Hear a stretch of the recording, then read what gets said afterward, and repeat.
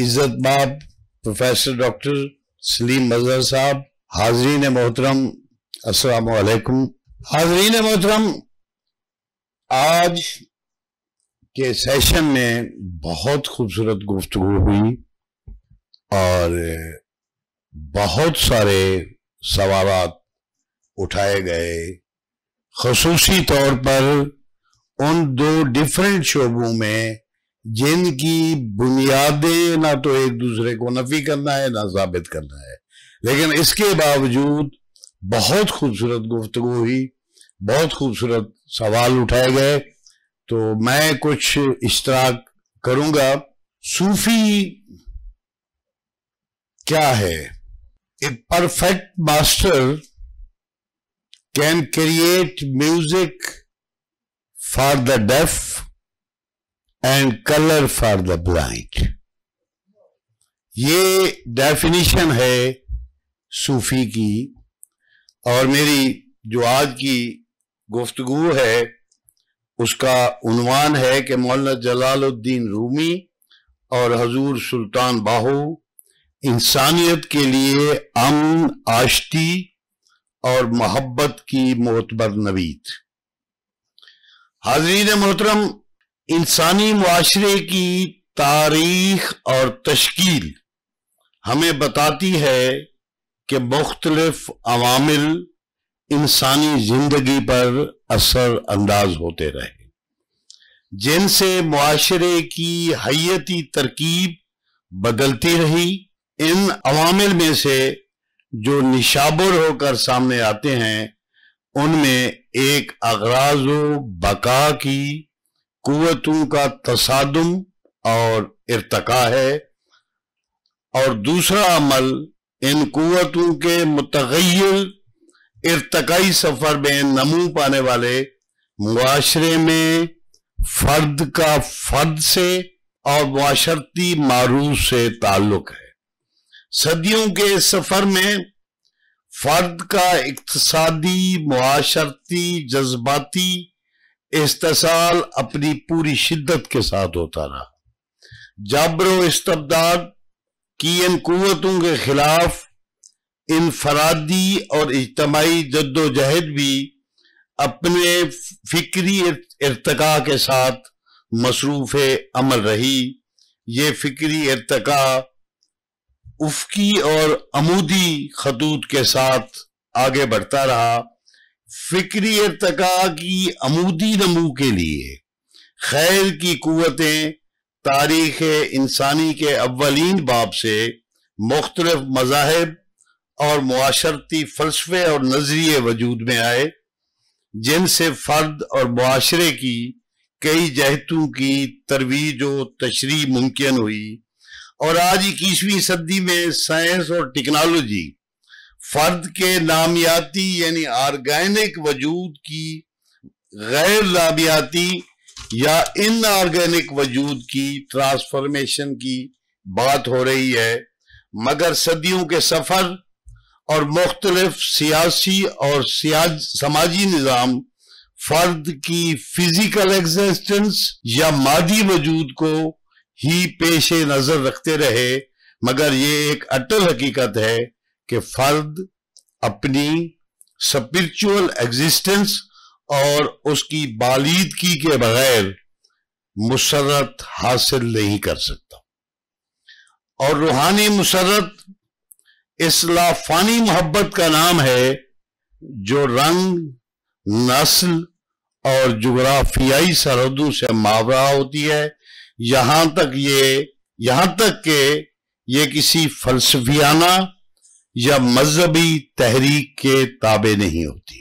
Coleman box نے اپنی کتاب ایسینشیلز آف رومی کے اولین باب میں بہت خوبصورت بات لکھی ہے۔ ان کا کہنا ہے کہ مولانا رومی نے عالمی مذاہب کی حدود کو تحلیل کر کے عالمی محبت کی سلطنت میں ضم کر دیا ہے، اور لہروں کی کثرت پر سمندر کی وحدت کو ترجیح دی ہے۔ علم اور الہام کی دھرتی برے صغیر پاک و ہند کو کہ عظیم صوفی شاعر حضور سلطان باہو نے اس پیغام کے ساتھ ساتھ اس بات پر بھی زور دیا ہے کہ الہامی مذاہب کی تکریم کے ساتھ ساتھ مقامی کلچر یا مقامیت کو تکریم و ترویج دی جائے، کیونکہ وجود کا خمیر دھرتی سے جڑا ہوتا ہے اور کائناتی شعور کا منبع فطرت اور دھرتی کی نرم مٹی سے نمو پاتا ہے۔ مولانا کائناتی شعور یا روحانی بالیدگی کے سفر میں عشق کو اپنا امام مانتے ہیں۔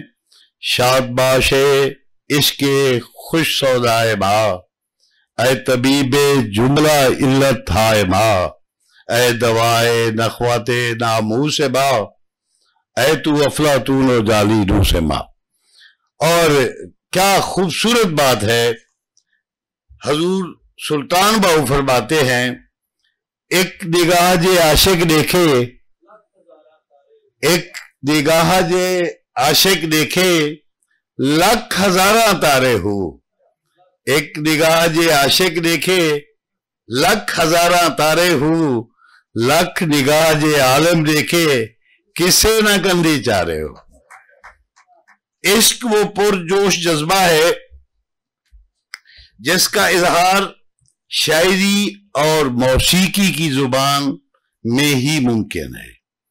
اس لیے صوفیہ نے ابلاغ کے لیے خاص ترکیبات و تشبیہات تخلیق کی ہیں جن سے پرت در پرت کائنات کے سربستہ راز کھلتے چلے جاتے ہیں، اور اس الہامی فکر میں عالم موجودات وجود مطلق کے مظہر کے روپ کے طور پر سامنے آتا ہے، جہاں سے لافانی محبت کے چشمے پھوٹتے ہیں، اور عالم موجودات سر آپ بات فرما رہے تھے اس وقت، بہت خوبصورت بات تھی، اور عالم موجودات ایبسولوٹ وننس کا روپ ڈھال لیتا ہے۔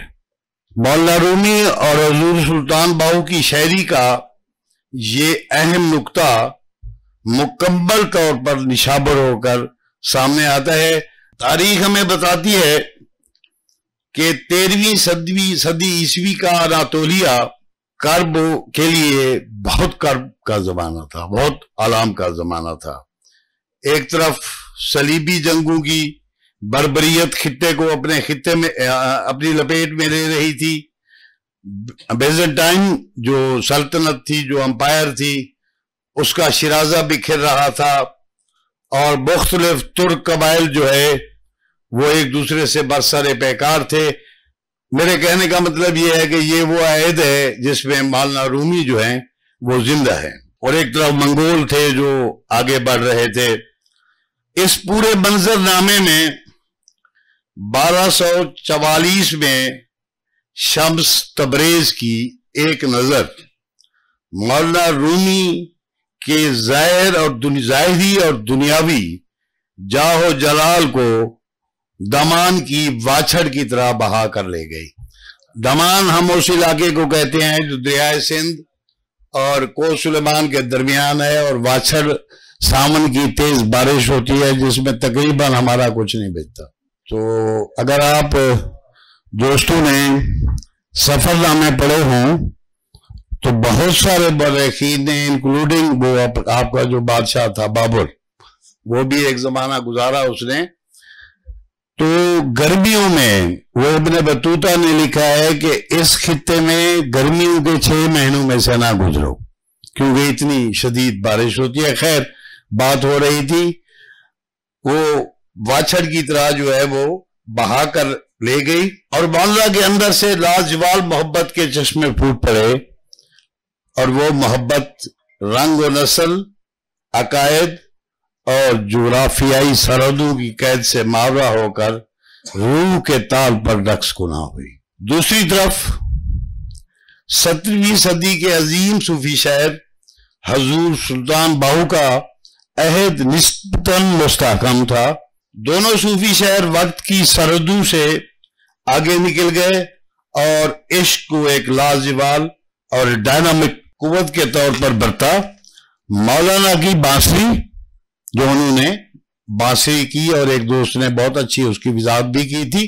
مولانا کی بانسری اور حضور سلطان باہو کی ہو کی سر میں ایک ہی پیغام سامنے آیا کہ اس کرۂ ارض پر انسانی محبت کا راز صرف اور صرف محبت میں ہے، اور دونوں شاعروں کے نزدیک اس کی قوت سے ہی زمان و مکان اور رنگ و نسل کی سرحدوں کو پار کیا جا سکتا ہے، جہاں عاشق اور محبوب اور طالب اور مطلوب کی تفریق ختم ہو جاتی ہے. حضور سلطان باہو فرماتے ہیں جس منزل عشق پہنچاوے ایمان نو خبر نہ کوئی. جس منزل عشق پہنچاوے ایمان نو خبر نہ کوئی. مولانا رومی اور سلطان باہو کے نزدیک مرشد قابل کی ایک نظر ہی عرفان ذات ہے، جس میں فرد خود پر منکشف ہوتا ہے اور کائنات کے ہر مظہر سے وہ وابستگی پیدا ہوتی ہے جس سے دشت امکانات رنگ و خوشبو سے بھر جاتے ہیں. بر صغیر پاک و ہند میں اگر آپ دیکھیں تو ایک پورا سامراجی نظام تعلیم جو ہے یہاں رہا ہے، اور سامراجی نظام تعلیم نے ہمیشہ کوشش کی ہے کہ صوفی کو تارک الدنیا کے طور پر پیش کیا جائے، مگر ایسا نہیں ہے. اب اگر غور کریں مولانا رومی اور حضور سلطان باہو جن کے نزدیک عرفان ذات کا نور رہتی دنیا تک امن و آشتی کی علامت ہے اور ایک ایسے سماج کی متمنی ہے جس میں ہر سو محبت کا نور جلوہ کار ہو. دونوں کے نزدیک درد فراق کی شدت جتنا زیادہ ہوگی، منزل وصل وہ جو سکون اور مسرت یا جس معاشرے کی تشکیل وہ چاہتے ہیں وہ اتنی قریب ہوگی. راہ عشق میں ریزہ ریزہ وجود خود نشان منزل بنتا ہے. سیدھا خواہم شرح شرح از فراق تابہ گویم شرح درد اشتیاق. حضور سلطان باہو فرماتے ہیں تن من میرا پرزے پرزے یوں درزی دیا لیرا. اچھا حیران کن عمل ہے، تن من میرا پرزے پرزے یوں درزی دیا لیرا. اچھا مطلب میاں محمد بھائی صاحب نے ایک جگہ پر کہا ہے کہ پھاٹی لیر پرانی وانگوں ٹانگی ہو بچ کی کلام. حضور کمال ڈاکٹر صاحب اس میں جو ہے جو کمال ہے وہ ہے درزی دیا لیرا. ٹیلر ماسٹر اس کی جو لیریں ہیں، جو لیرہ کہا ہے نا، وہ کسی کام کی ہے، کچھ بن رہا ہوتا ہے. تن من میرا وہ جو انہوں نے جو ٹرم یوز کیا ہے یوں درزی دیا لیرا، اور یہ عشق کا وہ مقام ہے ڈاکٹر صاحب ریئلی جس کے ہم متمنی ہیں کہ سوسائٹی میں ہو. یہ عشق کا وہ مقام ہے جو دشت کربلا میں حسین ابن علی کی استقامت کا نام ہے، اور جو حسین بن منصور حلاج کی محبت کا نام ہے، کہ جہاں تن من ریزہ ریزہ ہوئے اور زندگی بھر کے لیے تاریخ میں جبر کی قوتوں کو شکست ہو گئی. اور ایک اور بات آخری جو جس پر بہت ساری بات ہوئی، جو خصوصی طور پر I will come back to that system، کہ جس سسٹم نے مقامیت کو، لوکیت کو ہمیشہ ہمارے اوپر حرام قرار دیا اور ہمیں وہ سامراجی سسٹم دیا جس کے ساتھ ہم اپنوں کے دشمن بنے. تو اس میں میں صرف یہ عرض کروں گا کہ کہا جاتا ہے کہ صوفیہ کو دنیاوی علوم سے کوئی تعلق نہیں ہوتا، وہ آپ کی آخرت کے ذمہ دار ہوتے ہیں. حیران کون عمل ہے، صوفیہ نے کبھی نہیں کہا حضور آپ بہت بہتر جانتے ہیں مولانا کا، علم را ہر تنزنی ماری بھوت، علم را ہر دل زنی یاری بھوت۔ اب کوشچن یہ ہے کہ اگر علم بغور راشدہ قاضی کے سرائکی اوپر روپ ڈالنے کے لیے ہے تو یقیناً یہی ہے، پھر اس کے صوفی خلاف ہے۔ اگر آپ علم صرف اس لیے لیتے ہیں کہ دوسرے کو نیچا ثابت کیا جا سکے تو وہ یقیناً آپ کے وجود پر سانپ کی طرح سے ہے۔ اس علم کو صوفیہ نے اس کی نفی کی ہے۔ وہ علم نفس کے لیے ہے، وہ علم ایگو کے لیے ہے، اس کی نفی کی گئی ہے۔ ورنہ جس سماج کی وہ تشکیل چاہتے ہیں، نام فقیر تینا دا باہو قبر جنہ دی جیوے ہو۔ Thank you very much.